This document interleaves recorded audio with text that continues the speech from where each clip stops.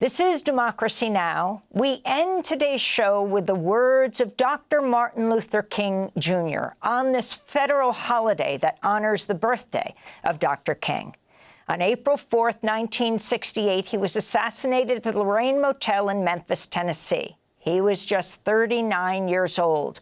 He was in Memphis supporting striking sanitation workers as he built momentum for a Poor People's March on Washington.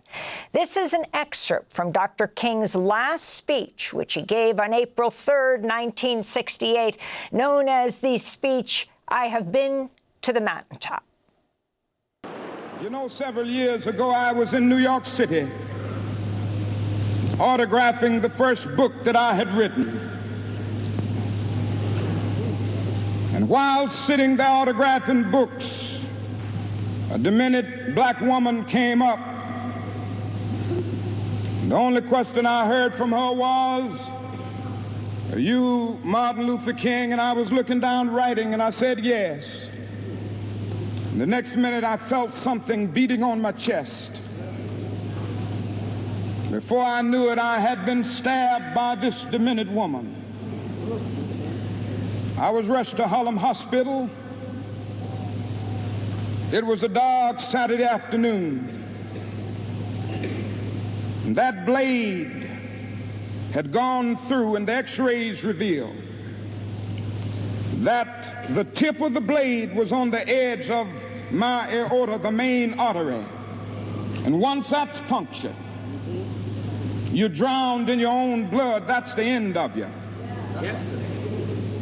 It came out in the New York Times the next morning that if I had merely sneezed, I would have died.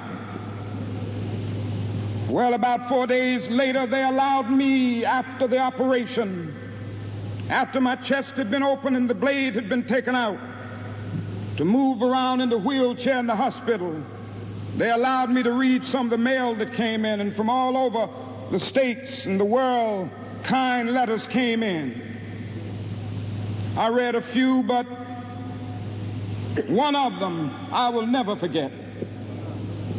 I had received one from the president and the vice president. I've forgotten what those telegrams said. I'd received a visit and a letter from the governor of New York, but I've forgotten what that letter said. Yes. But there was another letter that came from a little girl, a young girl, who was a student at the White Plains High School. And I looked at that letter, and I'll never forget it. It said simply, "Dear Dr. King, I am a 9th grade student at the White Plains High School." And she said, "While it should not matter, I would like to mention that I'm a white girl. I read in the paper of your misfortune and of your suffering. And I read that if you had sneezed, you would have died. And I'm simply writing you to say that I'm so happy that you didn't sneeze." And I want to say tonight,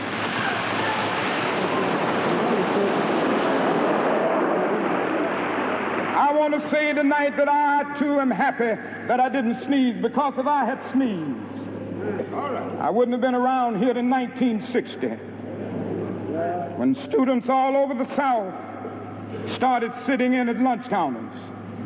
And I knew that as they were sitting in, they were really standing up for the best in the American dream and taking the whole nation back to those great wells of democracy which were dug deep by the founding fathers in the Declaration of Independence and the Constitution. If I had sneezed, I wouldn't have been around here in 1961 when we decided to take a ride for freedom and ended segregation in interstate travel.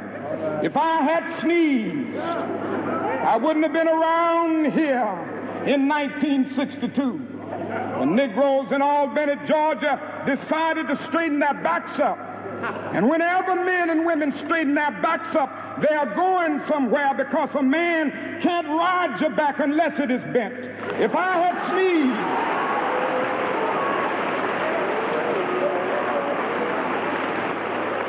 I had sneezed, I wouldn't have been here in 1963.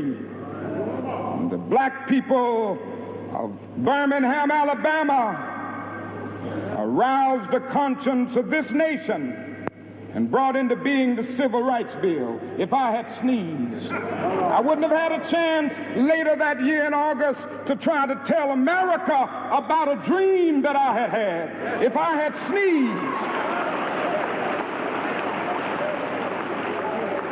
I wouldn't have been down in Selma, Alabama to see the great movement there. If I had sneezed, I wouldn't have been in Memphis to see a community rally around those brothers and sisters who are suffering. I'm so happy that I didn't sneeze. And they were telling me. Now it doesn't matter now. It really doesn't matter what happens now.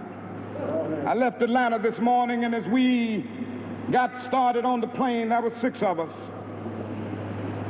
The pilot said over the public address system, "We are sorry for the delay, but we have Dr. Martin Luther King on the plane, and to be sure that all of the bags were checked, and to be sure that nothing would be wrong on the plane, we had to check out everything carefully, and we've had the plane protected and guarded all night."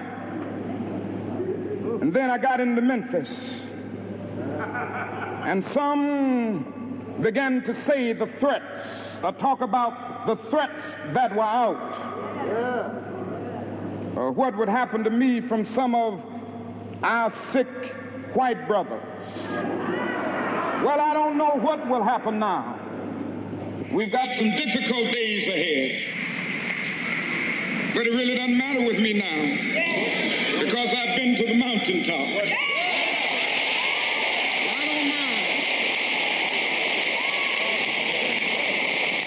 Like anybody, I would like to live a long life. Longevity has its place. But I'm not concerned about that now. I just want to do God's will. And He's allowed me to go up to the mountain. And I've looked over and I've seen the promised land. I may not get there with you, but I want you to know tonight that we as a people will get to the promised land.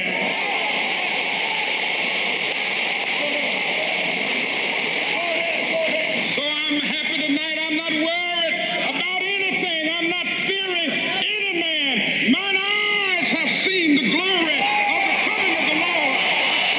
Dr. Martin Luther King, April 3rd, 1968, the night before he was assassinated in Memphis, Tennessee.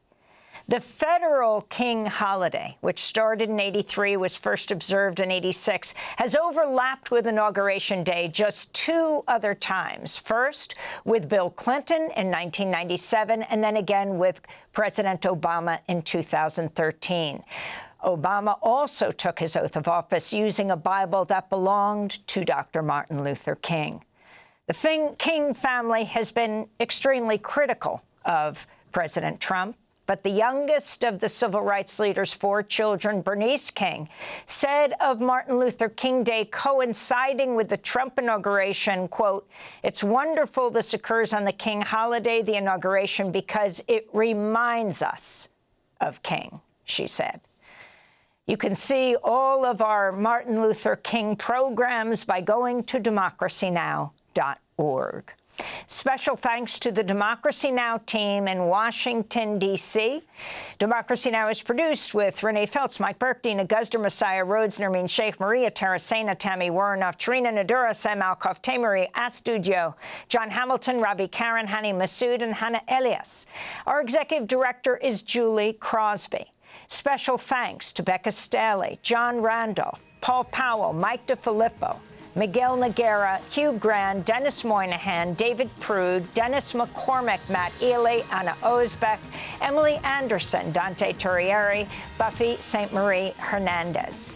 To get a copy of our daily newsletter, you can go to democracynow.org and sign up, or text the word Democracy Now! To 66866. That does it for our show. Happy Dr. Martin Luther King Day. I'm Amy Goodman. Thanks so much for joining us.